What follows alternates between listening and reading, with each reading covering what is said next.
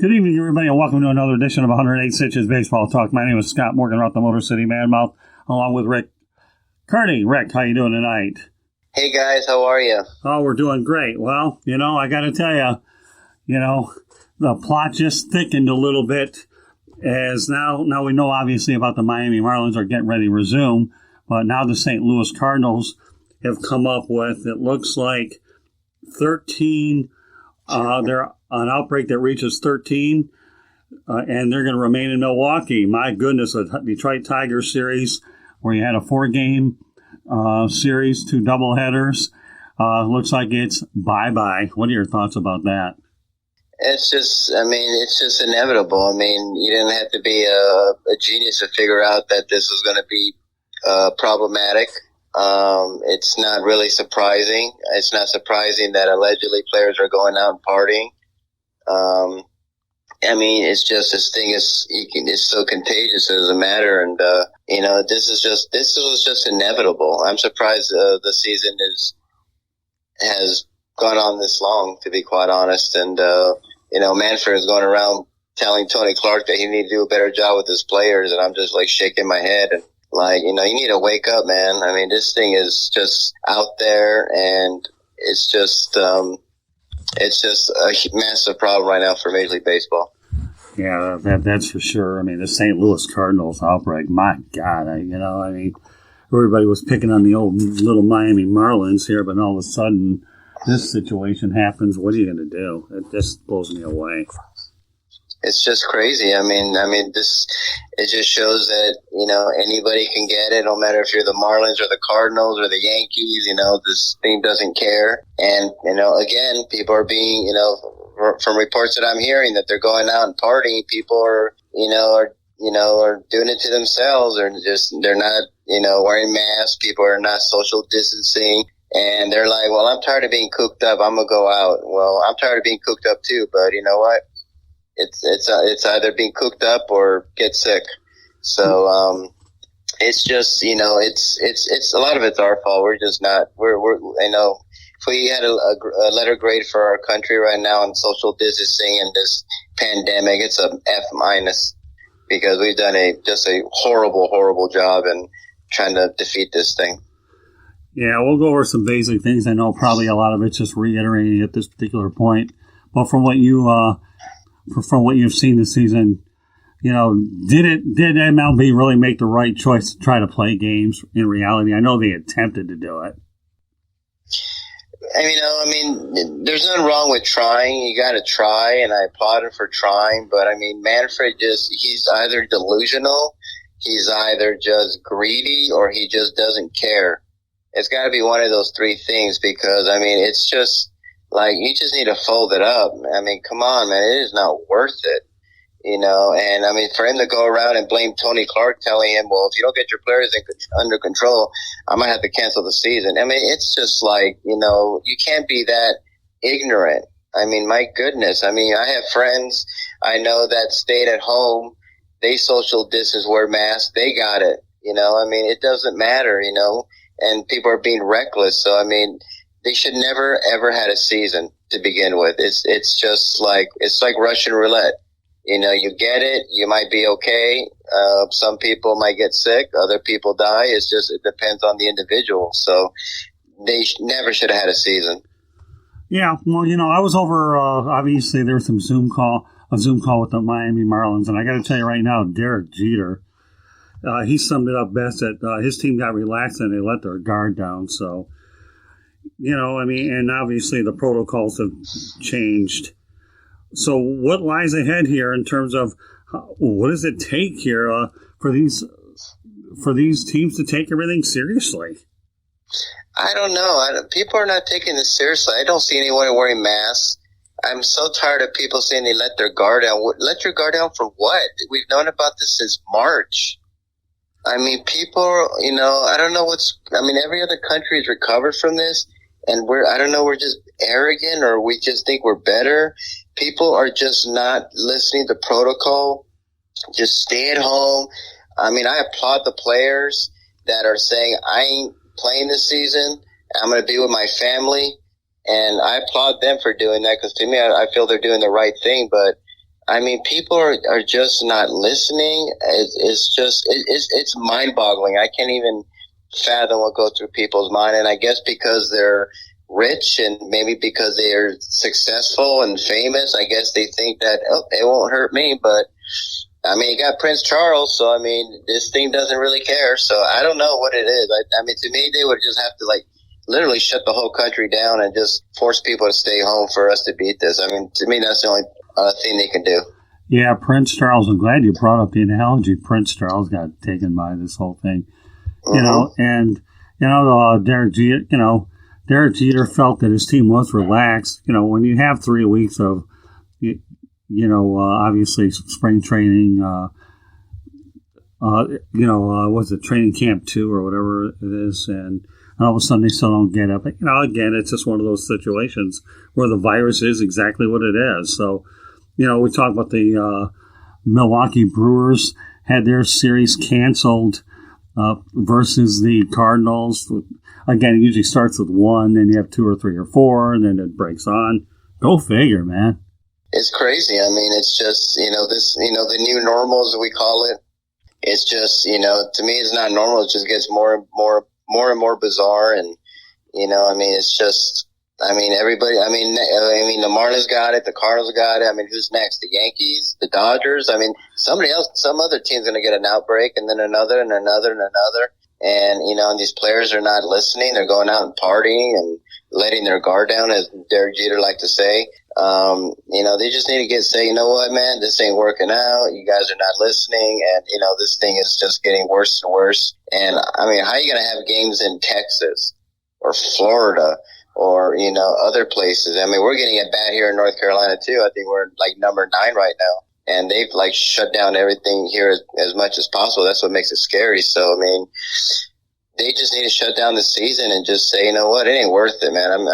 Your health and safety is way more important than anything else, but it's that almighty dollar. They just can't resist it, I guess. Well, let's just say hypothetically this thing does get to the finish line, although with every outbreak that I see, you really wonder. I mean, now you're looking at percentages in terms of wins and all that, winning percentages. So let's just say if a season does go ahead and finish out till October, should the league scrap the regular season awards? Do they mean anything? They don't. I mean, let's say somebody hits 400. You're going to say that, oh, he's the first guy to hit 400 since Ted Williams? I don't think so.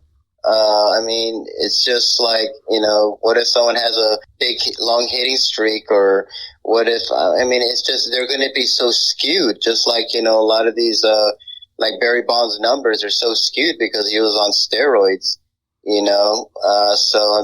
me that, you're going to have to put an asterisk towards everything, but they're going to have to scrap the awards because, to me, they're not going to be any meaning. You're going to give an award to a guy who hit 11 home runs or something, it's just like, why, so to me, it's just meaningless to me. Well, I like how you talk about Barry Bonds and steroids and asterisks, and yet I often wonder myself at times why Roger Maris had an asterisk, because you have a few more games to begin with. Somehow none of the logic makes any sense. Yeah, because Babe Ruth did it in lesser games, and like I said, it's not Roger Maris' fault that they extended they put more games in. So, he said that, well, I broke the record. It was the most home runs in a season, not most home runs in less games. So a lot of people didn't like the asterisk. I really didn't like it because I thought I'm not going to penalize the guy because he hit it in 2 or 3 more games than Babe Ruth did. He hit it for a season, and that's what he did. So, he should have had an asterisk in the beginning. But people like McGuire or Bonds or Sosa with these ridiculous 60 home run seasons, that should be an asterisk to me. They should just be off the record books and just put under there, were on, on drugs, or they were taking steroids. So, the Roger Maris asterisk to me was always like a head scratcher to me. Well, that's true. You do make a good point for Sammy Sosa to get one, and for that matter, you make a good point for Mark McGwire to get one too, because anytime you go ahead and make a compromise or sacrifice a game, that's exactly what you do. So with that said, okay, let's talk about what should be done to the Cardinals and the Marlins with their handling of the coronavirus. They need to just tell them, you can't play this season. And just come out and say any players going out partying and bringing this, you can't play this season. So I mean, it's like trying to teach little kids, go stand in the corner because you're not abiding by the rules. So I mean, they just have to tell them, sorry, you need to just forget about the season. And so that's what makes this season a farce. I mean, it's not good. And they never should have had a season. They're gonna have to tell them, I mean, eventually there's going to be another team doing this. And there'll be another and another and another, and it's just going to spread and spread and spread. So, I mean, they just have to tell them you can't play this season. And if any other team does this again and spreads it around, then I guess you can't play this season. But the thing is, you can get this thing just walking down the street. So, I mean, it's just a slippery slope. And, to me, Manfred is just, he just needs to shut it down. Like he said something about not being a quitter. Well, it's not being a quitter. It's about safety and about your health. And hey, we're going to try to have a season. We're going to do everything we can to have a season. But if it doesn't work out, then it doesn't work out. And we should prepare ourselves for 2021. But we're going to try to give it a go. That's what he should have said from the beginning. And he didn't. So it's disastrous. Yeah, I think the problem that we are dealing with here is that let me put it this way. Everybody was so worried about the financial implications about what the players were going to get, percentages. Nobody figured out what kind of a bubble and situation that there would have been. Again, hindsight's 2020. I get that, okay? But based on the way things are going right now, I still think if you had the Grapefruit League versus Cactus League dynamic, you couldn't have done any worse. Can you? Yeah, I mean, I agree. They should have, just try to have something, and that would have been really, really fun to do something like that.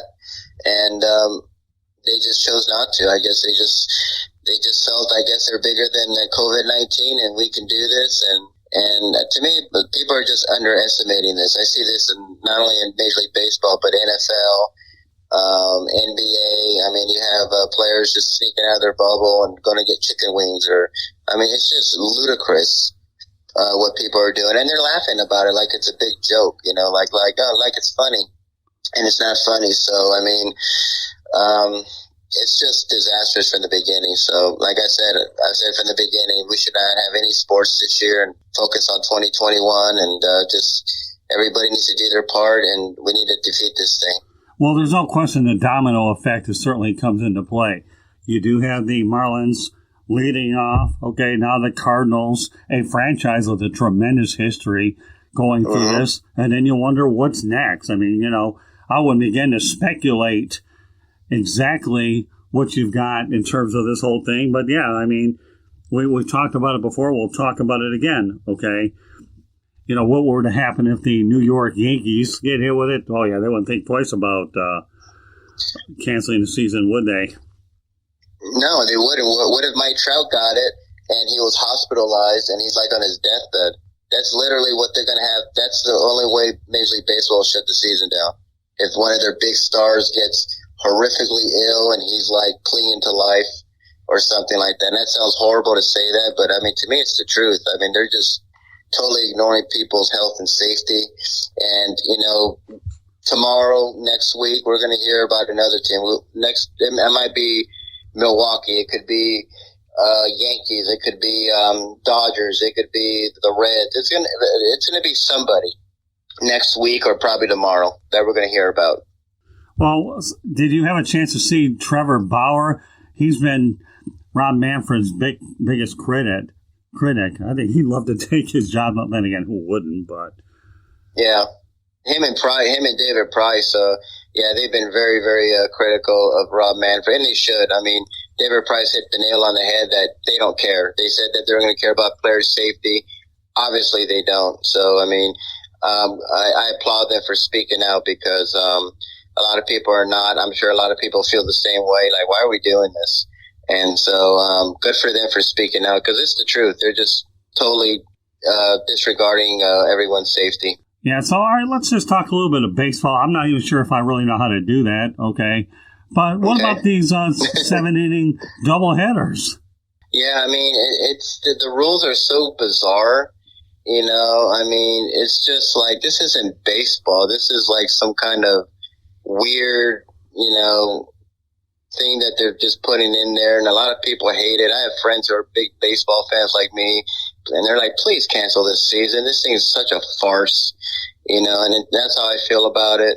And, you know, it's just like nothing's working. All these little weird things they want to do and implement to make the game faster and to make it safer and, you know, I guess to attract more fans, attract more young people. It's not going to work. It's just too bizarre. And you got so many baseball peers like myself who are just shaking their head and saying, this is ridiculous. This is almost like T-ball, to be quite honest. Oh. T-ball. Doesn't seem like, you know, I think what's interesting about the fact that there are no fans in the stands almost seems like when you see highlights going off and a guy hitting one out of the park, it's almost like batting practice, what it looks like to me, instead of a real game. Yeah, it's just so bizarre to see no fans there or cutout fans or stuff like that. And it's like, it looks weird. It's like a ghost town. It's like, where are all the fans at? So, but these are this is 2020 we're living in. So, I mean, I guess we have to get used to it somehow. Yeah, I guess we probably will. So, even though we're early on in this season, or really almost seems like 1 week seems like an eternity, or 2 weeks an eternity, which team really has benefited the most from the shortened season?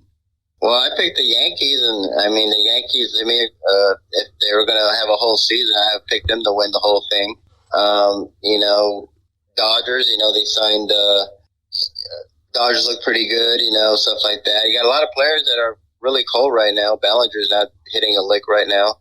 A lot of players are off to slow starts. So, I mean, I don't see really any team having an advantage on this. To me, it's just like we're just waiting for someone to come down with this, or we're going to wait for some other team or players to come down. I mean, look at the mess that happened in New York, you know, where he took off and didn't want to come back. Yeah, Yoenis Cespedes. And yeah, Cespedes. So, I mean, that was very bizarre. Didn't give a reason why. They went to his hotel room. He was gone.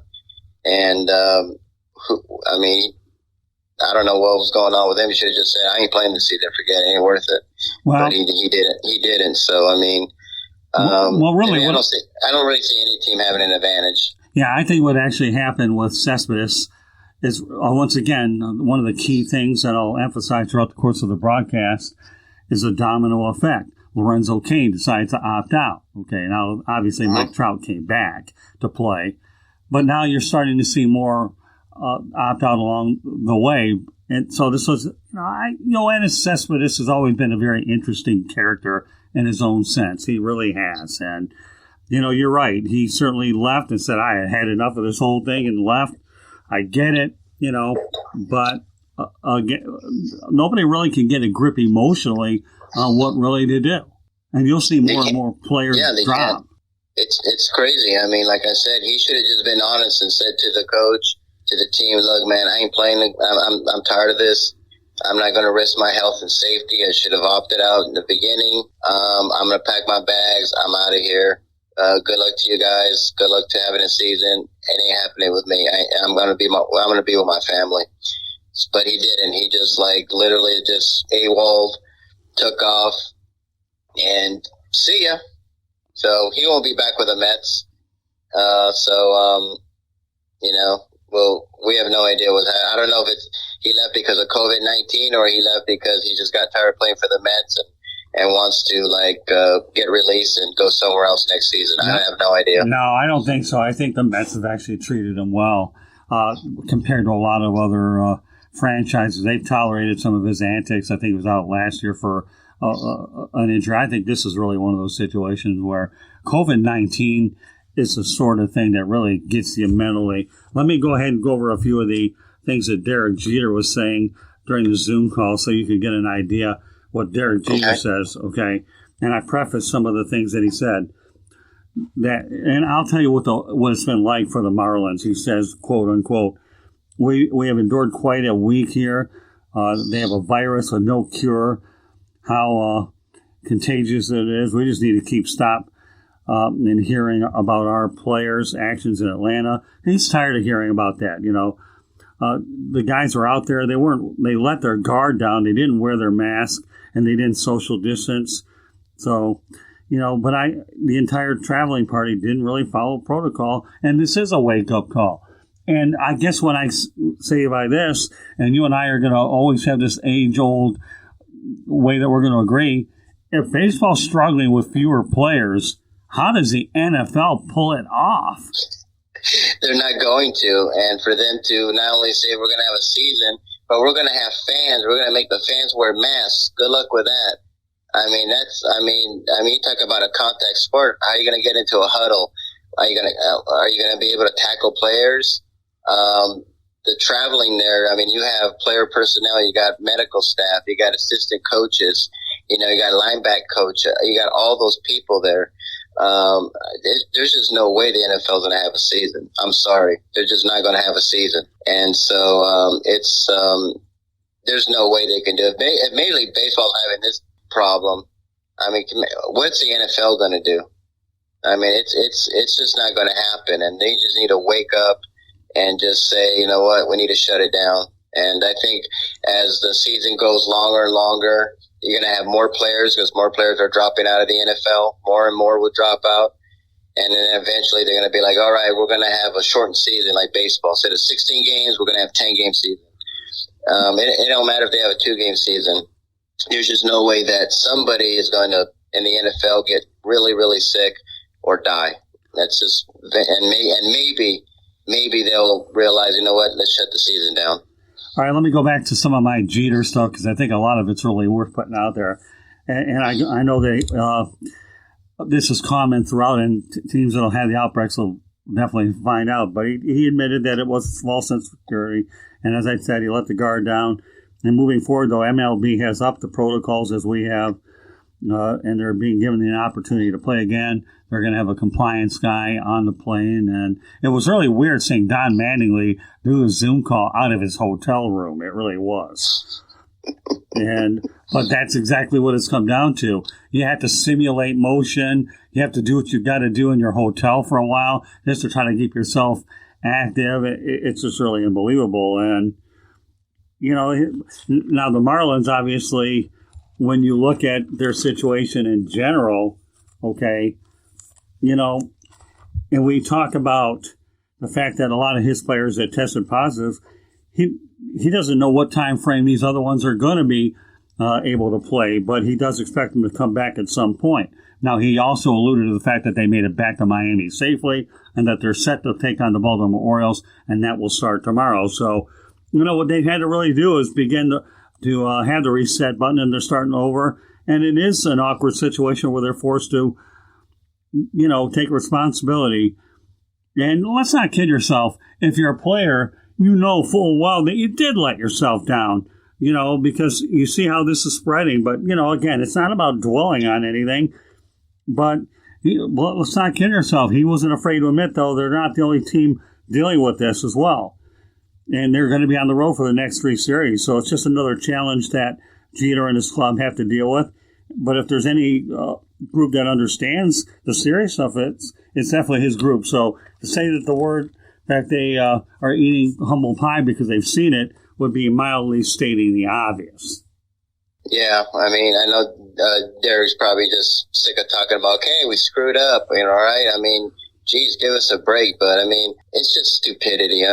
People are having parties. People are going to, like, river lakes and boats and having these crazy beach parties and stuff like that. Everyone's been failing on this, and I just shake my head all the time because I have friends who got to go to the beach and all this stuff. And it's just, the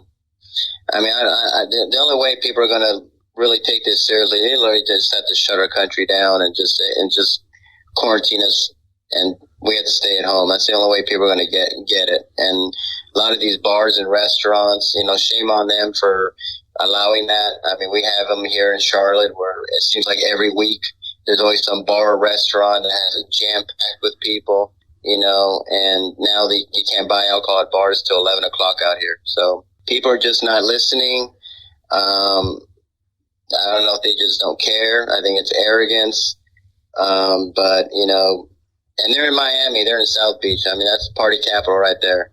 So, I mean, it's going to be interesting. We'll see even if the NFL, like the NFL has a season, how are the Raiders going to do in Sin City, So, I mean, that's another predicament right there. So, people just need to wake up and take it seriously. And I know it's boring to stay at home, and it's crazy to wear a mask, but you just got to get used to it. Well, I got to tell you, though, Jeter went on during the Zoom call saying that his players are annoyed with the fact that they were reckless in Atlanta, and that, but he admits they'll be better prepared. But he does go on to say they were definitely not partying and they were not doing any negligent activity. So, I take him for his word there. Again, if for no other reason, there are just too many unknown things about the virus itself, per se. Yeah. So, and bear in mind now the Marlins have added quite a few players. I think they had 18 players go down. So they've had to really, really go out there and bring on like at least 18 or 20 players just to go ahead and get started. So now they're at a disadvantage where you're pretty much trying to go out there and adjust with new people is what you're really trying to do. And, it's one thing that you've got tape, okay, and you got analytics, but put yourself in their place. You got brand new bodies from all over the place, and now you're trying to plug them in, if for no other reason, competitive advantage. Yeah, I mean, this is almost like AAA. I mean, you have players on there that you have no idea who they are. And, Major League Baseball is becoming like AAA baseball right now. It's like, who are these players? Because a lot of players are opting out, or a lot of players are being quarantined, and you got to get all these other new faces up there. So, I mean, and like I said, you don't even know them. So, I mean, you have to get some type of chemistry, and you got to do it fast because it's such a short season. So, I mean, it's the Marlins are at a total disadvantage more than any other team right now. The Cardinals will be at a disadvantage too. And eventually we'll hear about some other teams getting it. So, I mean, it's just, this season has just been a complete disaster. Am I surprised? Absolutely not. They should have just said, forget it. Ain't worth it. There's just no way we can pull this off. We'll try, but let's see what happens. But they have to be realistic about it, and they're just not being realistic. Manfred is just like, has his eyes closed and is just like, yep, everything's fine. Don't worry. We're all good. Everything's good. And there's like a fire in the background. Nope, we're good. We're safe. Don't worry about it. Don't ignore it. He's kind of like the Wizard of Oz, the guy behind the curtain. Don't pay any attention to me. I'm the great and powerful Oz. Don't pay attention to that man behind the curtain. That's kind of what Manfred's doing right now with this. Well, think about it. You're a manager, you're the president of the organization, and you're the general manager, CEO. And all of a sudden, you've got to start with 18 to 20 new bodies in the middle. And Mike Hill even said on the call that, and I can appreciate where he's really coming from too, that you cannot go out there and bring on inexperienced guys at all. Because here's the thing. If a guy's not ready to be in the big leagues, it's a counterproductive situation. And I don't care whether you're the Marlins with a smaller budget or a bigger budget, service time comes into play in this whole equation either. You don't want to burn up unnecessary service time, especially during a year like this. Yeah, absolutely. I mean, some of these guys are getting called up. They probably didn't even know they're going to play this season. Are they in tip-top shape? Who knows? Injuries are going to happen. They're not experienced. Someone's going to get really hurt. It's just, to me, it's just a complete disaster season. So, I mean, that's just the problem. Like, it's just, are they in shape for the season? Are they in player shape? And so, I mean, if you're sitting on your couch and not expecting to play, and all of a sudden you get that phone call, hey, guess what? We need you to go to Miami. And you're like, oh, okay. And you get there and you're probably not in the greatest shape of the world. You probably didn't think you were going to play this season. That's another setback. And now you went from the minors to now you're in the big time now. even though it's a very bizarre season and with no fans, it's still Major League Baseball season. So to me, it's just overwhelming for them. So, and they're just playing with a bunch of guys there that have tons and tons of experience. So, I mean, I have no idea how Miami's going to function this year. Well, let me bring up one other point, then we'll go on to one other thing here, and then we'll be all done for the night. And that's this. The Marlins had 2 coaches affected by the whole thing, but they've already decided that they will not be adding any new coaches in Baltimore, so they'll absorb losing them. What are your thoughts about that? Well, I mean, they have to keep them safe. They have to keep them quarantined. I'm kind of surprised they're not going out and getting other people. You think they'd go out and get somebody else to replace them. Yeah, I mean, that's usually what happens when you're down people. You get, like it's like work. Someone calls out sick. Okay, I need you to come to work today. You got to replace people, and for them to not replace them, I find it very kind of bizarre and kind of interesting. You think they get somebody else to do it, so that I don't understand. Okay, and 2 other things, and then we'll wrap the broadcast up. One being, did you have a chance to see any NBA or NHL action at all? I got to tell you, I finally had a chance to see some NBA action, and I was very impressed with what I saw with the NBA bubble. I really, really was. No, unfortunately, I haven't had time to see any games right now.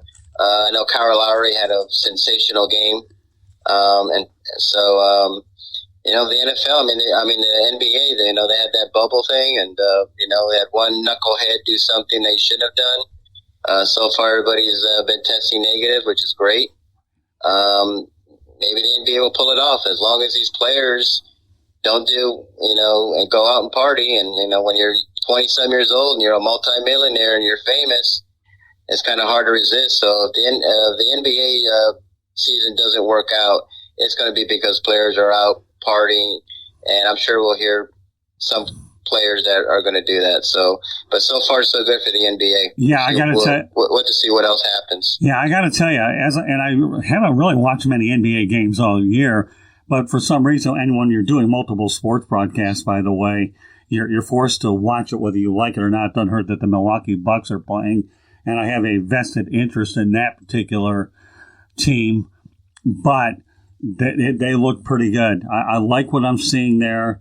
I'm not going to talk about the social justice inequalities that have nothing to do with it, but their bubble looks like a very organized, thorough plan.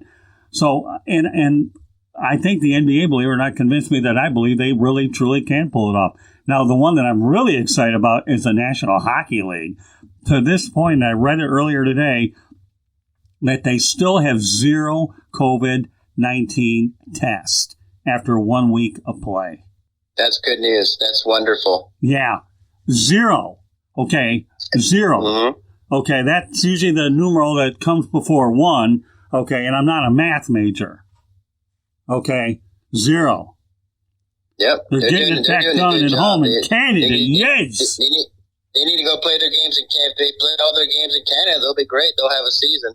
Yeah. Well, so, I mean, that's the only way the NHL will pull it off. Just have all your games in Canada because they have, they've rallied together in that country, and they have pretty much got their numbers really, really low. And so have the games in Canada would be great. And so if they can do that, they'll pull it off. Yeah, well, I mean, hockey's got it out right in Canada. But I think the Wide World of Sports complex in Orlando is working out well for the NBA. I don't know. Like I said, I feel like they're on the right track there. I don't know. And I guess it'll keep turning over in my head like a top. But I don't know how much worse you could have done, as we've talked about on a previous broadcast, between Arizona and Florida. Couldn't have done any worse, could you? I know they're hot spots. I get that. But you don't have air travel. You keep everybody in the hotels, and then you go to and from the stadium and you go back. You keep your Cactus League teams in Arizona, and then you keep your Grapefruit League teams in Florida.